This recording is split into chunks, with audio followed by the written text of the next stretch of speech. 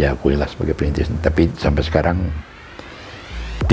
belum diakui sebagai pahlawan gitu. Nah, makanya dulu bukan pemerintah, istilahnya kan pamong kan dulu. Pamong itu yang ngomong, yang ngasuh, yang berwenang. Jadi rakyat itu katanya rakyat punya rakyat yang negara ini, tapi ini yang berwenang, jadi rakyat yang tidak berwenang. Iya. Ini pemerintah dari rakyat yang diperintah harus nurut. Nah, mereka akhirnya mengadop isme-isme dari luar. Isme-isme ini kan dianut oleh intelektual waktu itu. Iya. Menjadilah ini elit-elit politik saat itu dan membentuk partai, membentuk golongan, membentuk apa. Termasuk agama dianut menjadikan partai.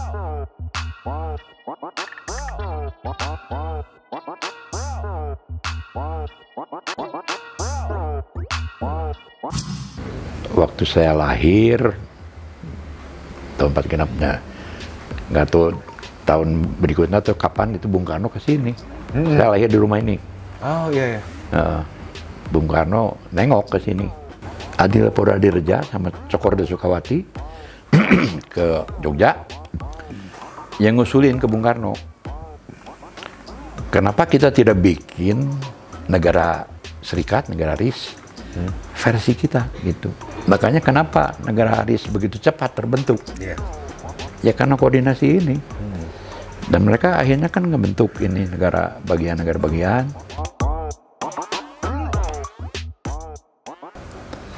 Diakuilah sebagai perintis, tapi sampai sekarang belum diakui sebagai pahlawan gitu. Ya. Kita harapkan ya ke depannya ya pemerintah bisa lebih mawas diri ya, Aum ya, lebih sadar bahwa negeri ini nggak mungkin dibuat dari yang tiada. Ini kan hasil sebuah pemikiran para pendiri negeri ini kan, termasuk ayahnya Aum kan. Betul. Nah, Aum, sekarang saya mau nanya, kan ayahnya Aum sama Pak Karno kan sering ngobrol. Berarti pasti ada pembicaraan soal pemimpin. Nah, kalau kepemimpinan di Sunda itu apa sih, Om? Menjadi seorang pemimpin itu sebenarnya harus gimana? Ya, pemimpin itu kan kalau di konsepnya Sunda itu kan ada yang disebut Tritangtu. Nah, Tritangtu itu membagi peranan di dalam masyarakat menjadi 3 bagian. Peranan ya, bukan membagi kekuasaan. Yeah. Beda dengan trias politika. Yeah. Kalau trias politika itu membagi kekuasaan. Nah di Tritangtu itu membagi peranan berdasarkan kudrat, berdasarkan peranan orang itu sendiri. Yeah. Jadi ada karamaan, karasian, karatuan. Nah pemimpin itu termasuk Rama Resi ini pemimpin sebetulnya. Cuma ratu ini kan eksekutif kalau sekarang. Yeah. Rama itu orang yang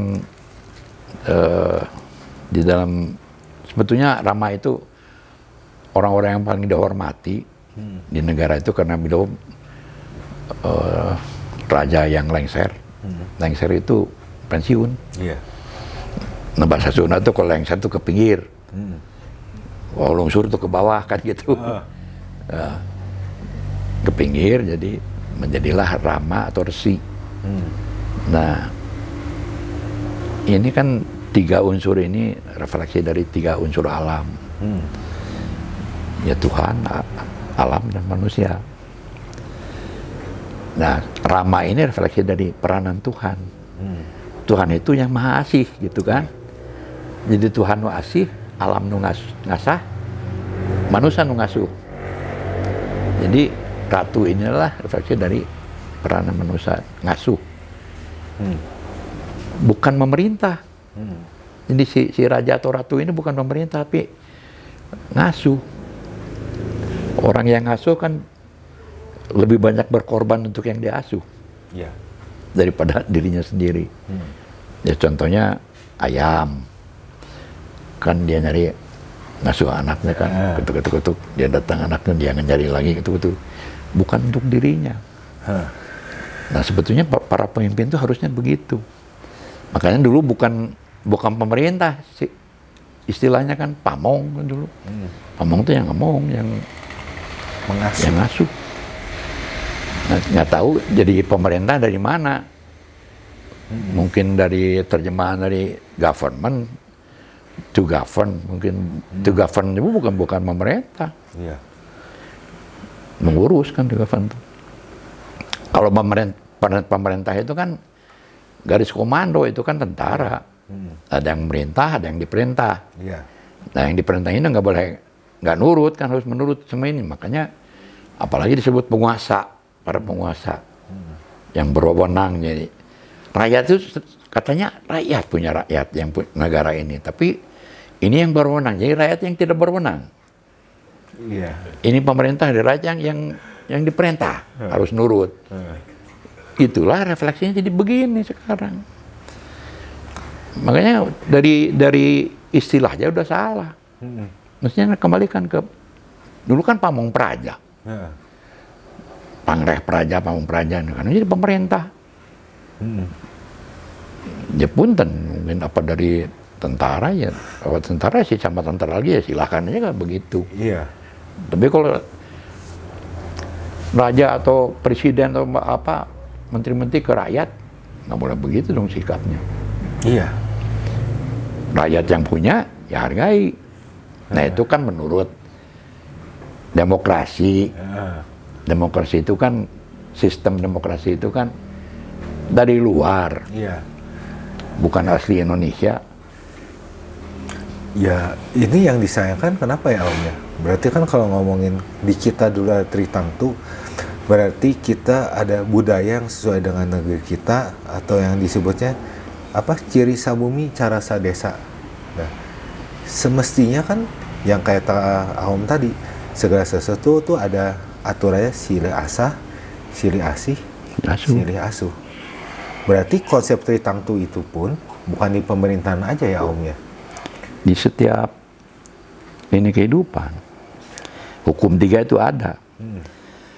Nah konsep 3 ini kan di seluruh Nusantara ada kan? Iya.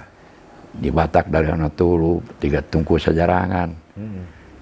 Di Padang 3 tiang tungku, di Lampung Trisoko, di Palembang di Jawa juga Trisoko, di sini Tritangtu di Buana, Watu Telu di Nusa Tenggara. Iya. Ini yang kita tinggalkan kan? Sebetulnya ini benang merah konsep kebinekaan sosial Nusantara. Dan itu kita tinggalkan karena kita menganut yang dari luar. Sistem demokrasi, bahwa sistem demokrasi itu harus melalui kepartaian. Kan begitu.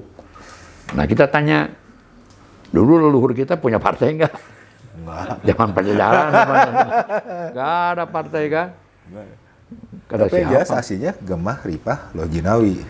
Ya itu mah hasilnya. Oh hasilnya kan. Nah, kalau sekarang di kita gimana nih Om? 30 lebih ke partai, keburu liar kali ya? Ya itu kan hasil dari kebangkitan nasional. Oh. Dulu kan para elit ini merasa butuh untuk bangkit melawan Belanda dengan tujuan merdeka. Nah mereka akhirnya mengadop isme-isme dari luar. Dan itu di permulaan kan SI kan, Serikat Islam itu kan dagang, akhirnya jadi partai. Nanti timbul lagi pecahannya jadi komunis, partai komunis, kaum nasionalis. Nah itu kan isme-isme ini kan dianut oleh intelektual waktu itu. Menjadilah ini elit-elit politik saat itu dan membentuk partai, membentuk golongan, membentuk apa, termasuk agama dianut, dijadikan partai, dijadikan organisasi. Di Islam ada sekte kan lagi. Ini ada Muhammadiyah, ada NU, ini sebetulnya secara tidak terasa menciptakan sekat kan. Kan di kotak-kotak nih masyarakat nih. Dulu memang semua setujuannya satu, ngelawan Belanda untuk merdeka. Nah sekarang sudah merdeka, ini tetap begini, tersekat-sekat, dan ini bersaing untuk menjadi penguasa. Kejadian kayak gimana? Kayak sekarang. Biar pisan, tak diskusi. Pembaliut orang pengen berkuasa, ini ngeluarin duit, ini gimana, korupsi untuk itu, biar lah. Apa harus begitu? Gitu. Ini side efeknya dari kebangkitan nasional ya. Memang waktu itu diperlukan untuk itu. Nah, bangkitnya elit-elit politik dengan wawasan baru ini, wawasan isme-isme ini, menyingkirkan elit-elit politik yang berwawasan budaya, yang disebut para pirai, para menak gitu. Para menak itu ya elit politik waktu saat itu yang berwawasan budaya. Tersingkirkan, berikut budayanya. Hilang kan? Iya. Digantilah dengan segala macam ini. Berpartailah, segala macam. Mengisi ke perwakilan di DPR, segala macam. Itu kan asalnya dari Yunani, dari mana kan? Iya. Jadi ya karhun kita dulu, mata orang Baduy bilang mah, demokrasi teh pancena rakyat nu kawasa cenah gitu. Jadi kabeh nuturkeun ka hayang rakyat mun kitu mah kuduna cenah. Lamun nuturkeun jelema loba cenah ka hayang jelema loba. Tah lamun nuturkeun ka hayang jelema loba, sakayang-hayang jadina cenah. Itu kata orang Baduy mah. Ya memang. Jadi kan demokrasi kebablasan itu kan. Iya.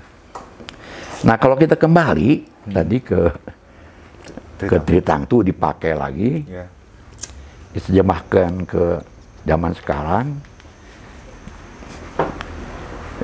kita sebut aja peranan-peranan ini menjadi profesi. Nah sebetulnya ini konsep saya gitu ya, keterwakilan itu melalui asosiasi profesi sebetulnya, nggak usah partai. Dari mulai desa sampai ke tingkat pusat. Asosiasi profesi ini harus diisi oleh orang-orang yang berprofesi itu. Yang asli berprofesi itu. Dan setiap profesi punya perwakilan gitu. Nah sekarang orang bingung. Tentara aja nggak boleh punya perwakilan di DPR. Korpri nggak boleh. Kan mereka berapa juta orang. Kenapa nggak boleh ada perwakilan? Tapi kalau profesinya sebagai pegawai negeri, sebagai tentara, ada keterwakilan. Kan itu kan adil sebetulnya. Kalau saya bilang itulah demokrasi yang sebenarnya, sebab orang memperjuangkan hajat hidupnya masing-masing. Bukan afiliasi politik. Nah kalau sekarang tanya ke tukang macul di sana, di sini di kampung kan, tukang macul cik tanya, mang milih naon kemari, Golkar, kunaon milih Golkar, Palurah Golkar, kayak gitu. Milih partai Islam, kunaon, pan Muslim abdi, nggak milih PDI, kunaon, pan pun Bapak Pejuang, sareng Bung Karno kapungkur, gitu bungku. Ngertinya mereka afiliasi politik segala macam? Enggak. Jadi demokrasi itu semu sebetulnya. Dan dituntung nanti negara ini diatur oleh orang-orang elit yang di Jakarta yang berapa orang lah. Yang di DPR MPR itu. Segitu aja. Rakyat dibawa-bawa nanti katanya perwakilan rakyat, tapi dengan rakyat nggak dibawa-bawa kan. Atau apa-apa. Emang sekarang kalau dilihat ya seperti pusat yang daerah di Indonesia banyak, Bah. Ya sekarang juga kan ada soal masih di RU yang baru yang soal Omnibus Law. Ini mas sekedar cerita ya, Bah. Bahwa untuk pembukaan lahan boleh dengan cara membakar. Katanya itu sesuai dengan budaya. Tapi pertanyaannya budaya mana? Karena kalau di Sunda mah kan nggak boleh. Nggak ada. Iya kan? Banyak orang Baduy mah lojor itu barang dia potong, bengkok gimana di lembang itu barang di bengkok kan. Iya harus seutuhnya, apa adanya kan alam itu. Jangan dieksploitasi, dirusak. Nggak boleh begitu. Jadi itu kan keresahan Abah besar juga dong ke negara ini, Pak. ya bukan negara ini aja, sedunia kan begitu. Sulit dong. Tapi coba kalau kita laksanakan nih Tritangtu dengan profesi, umpamanya kan, profesi guru di Indonesia dengan profesi guru di Amerika kan sama. Iya. Jadi ini pertaliannya seluruh dunia, universal kan. Iya. Kalau guru di sini dianiaya, umpamanya, guru sedunia bisa marah kan, Iya. membela. Tapi kalau partai di sini dianiaya, satu partai, apa hubungannya katanya mereka tuh, nggak ada urusan gua sama gitu kan. Tapi kalau profesi itu bertalian dengan seluruh. Iya, dan itu adalah demokrasi yang sebenarnya. Kan dari dulu dicari demokrasi terpimpin, demokrasi Pancasila. Yang mana tuh? Yang benar teh. Benar, Bang. Ya di Barat aja masih mencari-cari kan. Demokrasi liberal, demokrasi apalah. Katanya harga mati, tapi mati-matian. Ya kita kembali lah, kalau mau ya. Ya mestinya Mas sadar, Bah. Bah, maaf, ini soal Tritangtu ini teh saya teh kan karena punten putranya Aom kemarin kan ngasih saya artikel. Ya. Itu saya tuh sampai jujur putranya Aom, Kang Ken itu bikin saya kaget. Ini kata saya, ini yang nulis ini katanya ya ini dari ayah saya. Ini bukan tulisan biasa, ini ada tulisan seorang pelaku yang sudah melakukannya di kehidupan soal konsep Tritangtu itu. Karena saya baca bahasanya sederhana dan bisa saya cerna. Nah, Om, ini mau nanya nih, maaf nih. Kalau lihat perjalanan Om yang panjang dan luar biasa, konsep Tritangtu ini berarti sebelum ke saya, Om udah sebaring kemana-mana kan? Mungkin ke apa? Ya tadinya kan saya diminta untuk jadi pembicara di seminar, seminar di Jarah Nitra, tadi itu sejarah dan nilai tradisi instansi itu. Ya saya sama profesor siapa waktu itu, 3-an lah, disuruhnya berbicara tentang Tritangtu. Nah sebetulnya Tritangtu ini apa sumbernya itu ya? Itu cuma satu kata, satu kalimat lah dia. Siksa kandang karasian tuh, makanya orang tuh siksa kandang karasian. Iya, dari situ. Saya juga nyari di situ, cuma ini satu kata aja. Akhirnya saya renungkan segala macam, kaitkan dengan kehidupan masyarakat, kehidupan dulu, leluhur kita. Ya akhirnya saya simpulkan begitu. Dan ya nggak ngerti juga saya kok bisa dapat. Karena saya ingat juga bahwa di Baduy itu kan ada yang disebut Tangtu Tilu kan. Nah, ada kaitannya dengan Tritangtu itu. Ya. Dan ketika saya telah ternyata di keyakinan yang lain atau di apapun ada kan hukum 3 ini kan. Iya. Di Kristen, di Hindu, di Buddha ada kan hukum 3 ini. Nah jadi sebetulnya itu universal. Nah 3 ini kan seperti tadi 3 unsur semesta. Tuhan, alam, manusia. Nah itu manfaatnya di badan kita. Nah di sini seperti ini wilayah dada. Iya. Wilayah dada itu wilayah ketuhanan. Gitu. Ini wilayah alam. Kita kan makan apa segala macam masuk ke sini. Iya. Inilah wilayah kemanusiaan gitu. Dan ini juga wilayah mistik. Iya. Ini fisik. Iya. Ini metafisik. Iya. Gitu. Nah kalau di Sunda itu ini asih, asah, asuh. Gusti nu asih, alam nu asah, manusia nu asuh. Ini juga galuh, galuh, gali. Gitu. Nah sebetulnya ada dua kubu kekuatan di dalam diri kita tuh.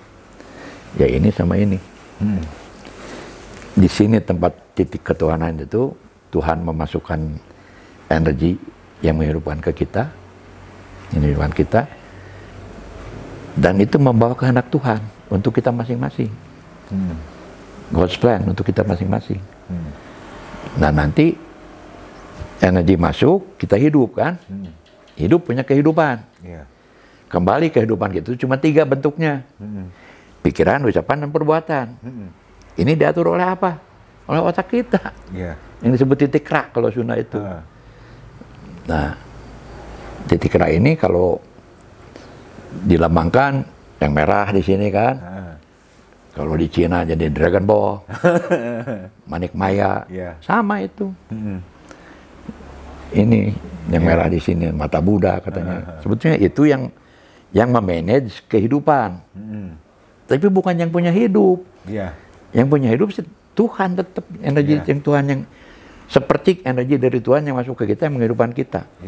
Dan energi itu sama yang memutarkan dunia, menghembuskan angin, menghadirkan air, menghidupkan binatang, pohon-pohonan.